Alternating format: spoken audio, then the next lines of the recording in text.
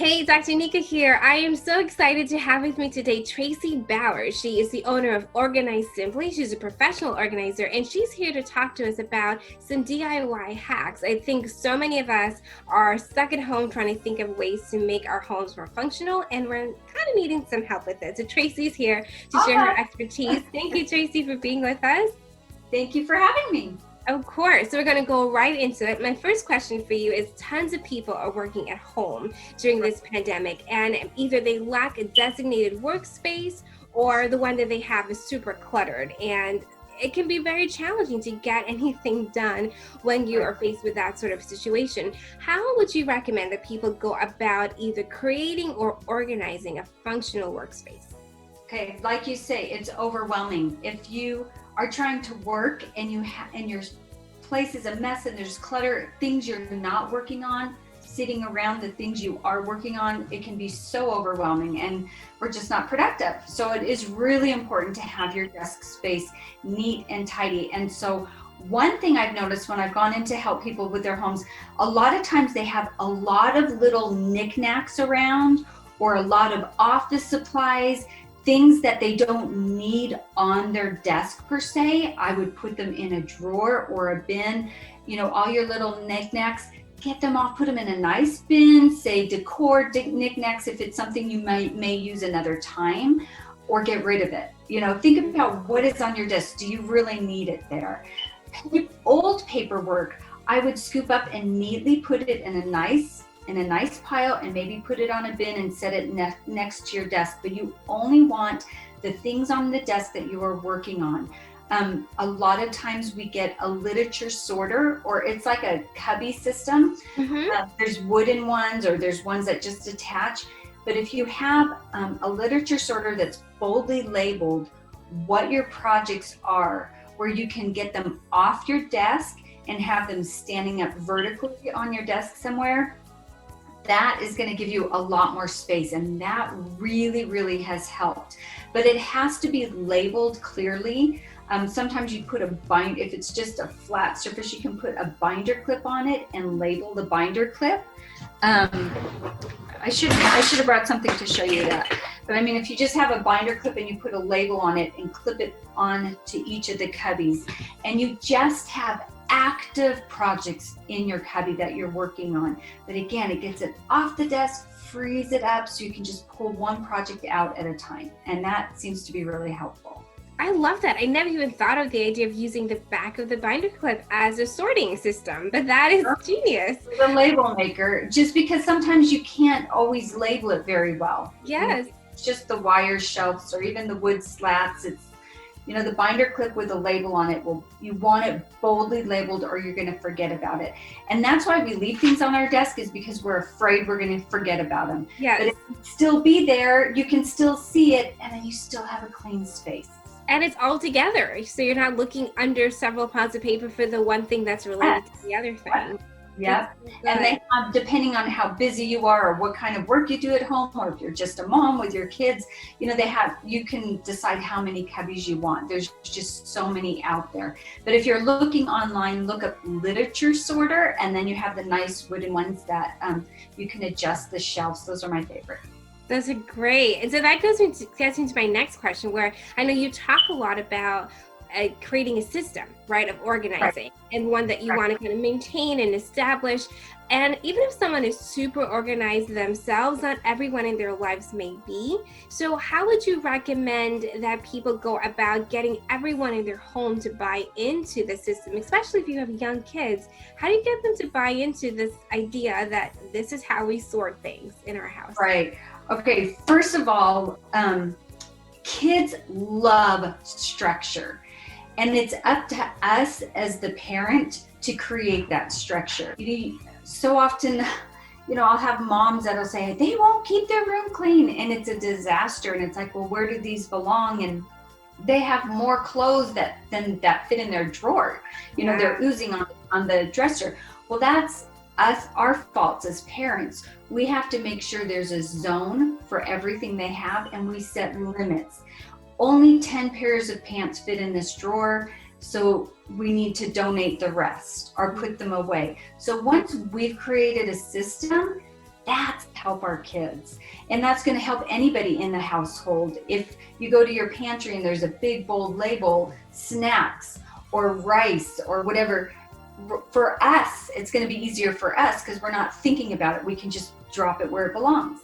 So, a lot of times people say, oh, everyone's such a mess around my house. Well, we need to create that system for them.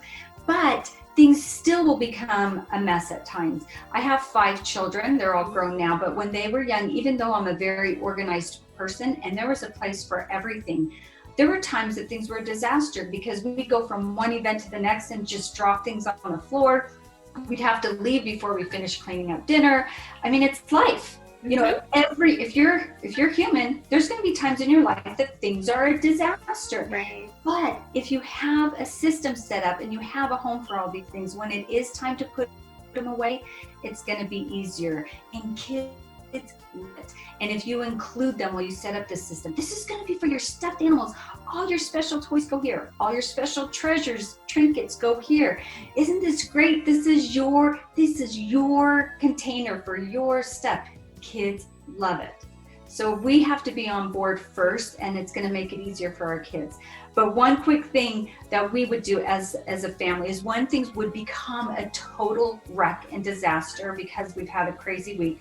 And it got to the point where it was really bad. My husband would scream, "Attention!" And the kids would run downstairs.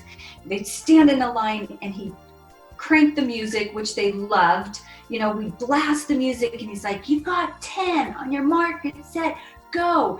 And we'd set the timer, and the kids would have 10 minutes to run around and put everything away. And because there was a home for everything, they knew they'd pick up this item and they knew where it belonged. So they could pick it up and put it where it belonged instead of just scooping things in a basket and pushing it out to the side. Exactly, or under the bed. Yeah. And with 10 minutes with all those hands, we got so much done and things put back to place quickly. Oh, that's so good. I love that. And I also love the idea of helping them to have a sense of ownership. These are your things. These are your special treasures. Let's put them in their home, in this space that belongs to them and to you.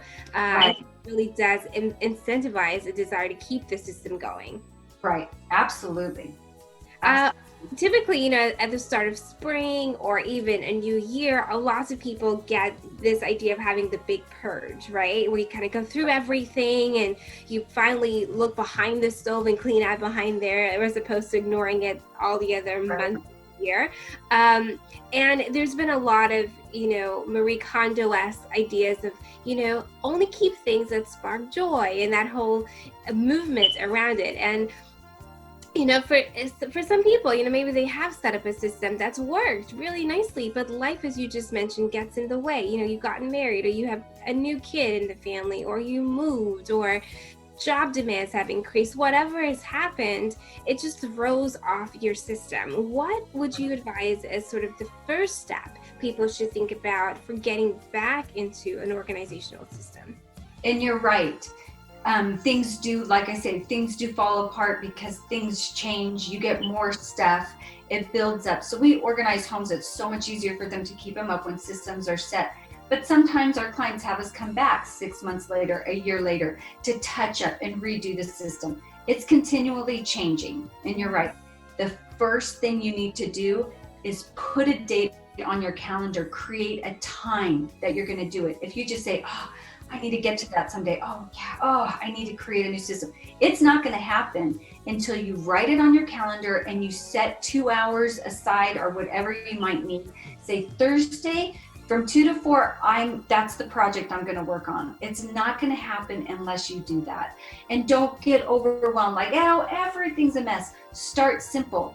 If you're overwhelmed, start with a small area and just say, okay, on Tuesday, 4 o'clock, I'm just going to clean out that drawer. Write it on your calendar, write it big and bold, put sticky notes around Tuesday 2 to 4.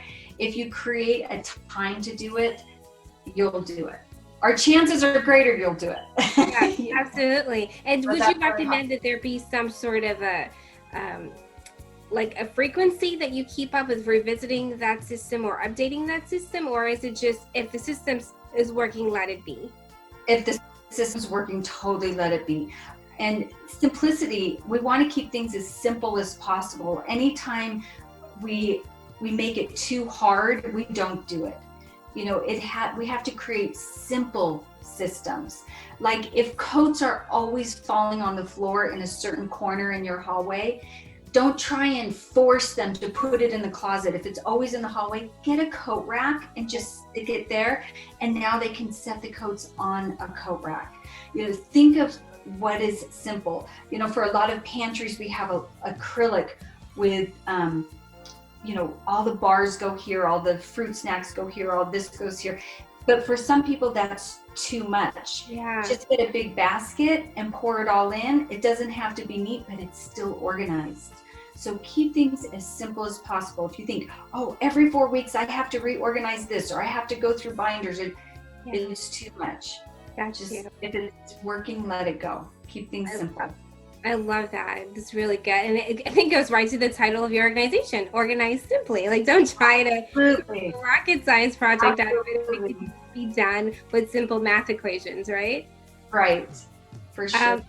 For you, is there a book, is there a website, is there a resource that you would point people to use in this time when it comes to, again, these DIY projects, to organizing their spaces? Right. Well, I always go back to Organizing from the Inside Out with Julie Morgenstein. That's a really old book, but it has just all the basic ideas about creating homes and systems for things. The Life-Changing Magic of Tidying Up. Have you read it? That's the Marie Kondo book, Yes. yeah? I've not read it, but I do know a lot about it. Okay, it's crazy. It's like, I know the first time I read it, I thought, wow, this is just nuts, because it's not practical, you know, for us as Americans. I don't think her way of pulling everything out all at one time, and, you know, I don't know, it's just too much. But her ideas of only keeping those things we actually need or love. She doesn't mention need. We need a plunger.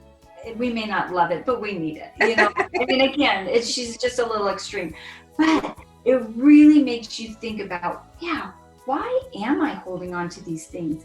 And I would read it just for that. It motivated me. Again, I'm very minimalistic, but I went into my closet and thought, yeah, I haven't worn this for over a year. Do I love it, or would I rather have room for something else? And I went in and I took away like 3 or 4 big black trash bags of my closet after reading that book. And everything fit in my closet neatly. It wasn't oozing, but now I had lots of space and I could fill it if I wanted to with more things that I loved. But I also suggest going on to Instagram.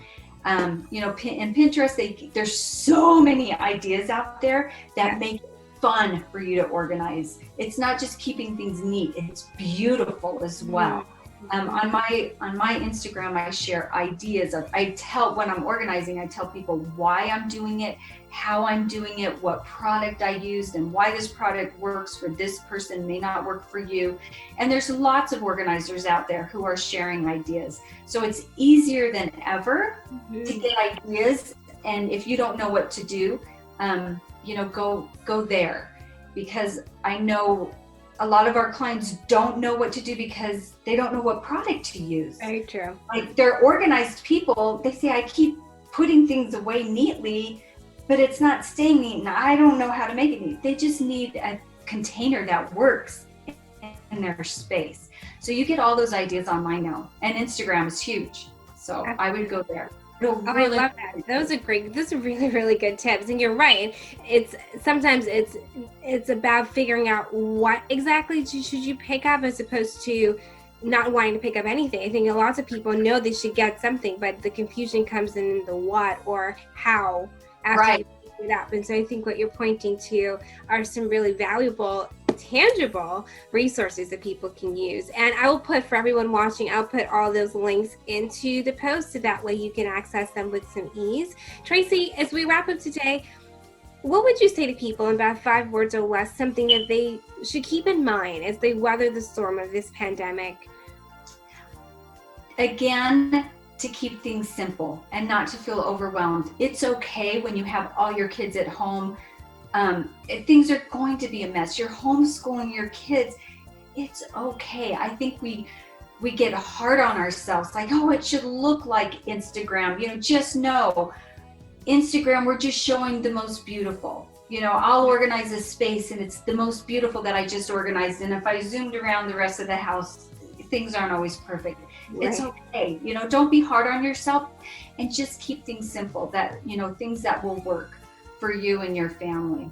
And that's so good. Keep it simple. Tracy, this has been so wonderful. If people wanted to stay in contact with you, reach out to you, maybe have you come and help them create their own system, how can they do that? How can they reach you? Well, you can find me on Instagram at Organized with Tracy, and it shows my team and I and us organizing regularly to help you. And then you can go to my website, or organizedsimply.com, if you want to check into our business and our pricing and all that. It's Organized Simply. Perfect. Again, I will have all of those links up there for everyone watching, so you can just click on it and reach out to Tracy and her team. Thank you again, Tracy, for being here. Thank you, Doctor. Appreciate it. Of course. And all of you watching, I really do hope that you took some great advice. Again, simple is the word of the day. Do it and do it often. Until the next time, we'll see you. Bye, everyone.